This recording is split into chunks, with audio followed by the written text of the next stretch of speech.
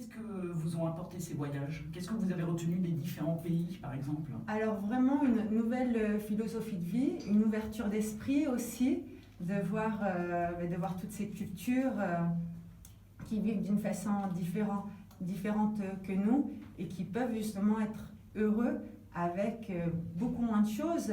Par exemple là-bas, même juste dans l'alimentation, vous mangez, vous vous faites plaisir avec un plat de riz, un dal, un menu végétarien, et vous ne pensez même pas au dessert, vous ne pensez pas à plus, et vous êtes heureux avec ce que vous avez. Alors que ici, généralement, il nous faut toujours un petit peu plus pour justement se dire tiens, mais c'est bien, on a bien mangé. Et ce petit plus, c'est pas le bonheur, justement? Ça peut l'être si vous l'appréciez, mais ce qui est bien, c'est que ça soit justement une envie et non pas un besoin. Pouvoir aussi apprécier les choses simples, comme aussi ça peut être très agréable d'être dans le luxe, mais voilà, que ça soit qu'on puisse justement apprécier n'importe quelle chose à n'importe quel moment. De toute façon, l'opulence n'est pas preuve d'une condition sine qua non du bonheur.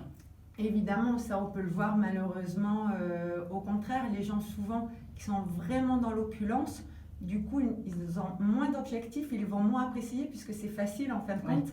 Ils ne se font pas vraiment plaisir en achetant des choses. Comme nous, si nous avons un projet, par exemple, j'ai envie de m'offrir un appartement, ça va être un projet qui va pendant des années. Le jour où je vais me l'acheter, ça va être une joie qui va durer. Alors que là, ils ont envie d'acheter un appartement, ils vont l'acheter comme nous, on va aller acheter peut-être une petite robe.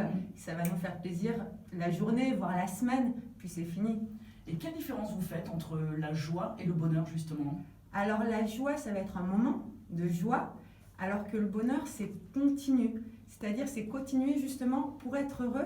C'est important de continuer à apprécier parce que souvent, on va avoir un moment de joie. Vous avez une promotion, sur le coup, vous allez dire c'est super, on fait la fête, ça va nous faire plaisir.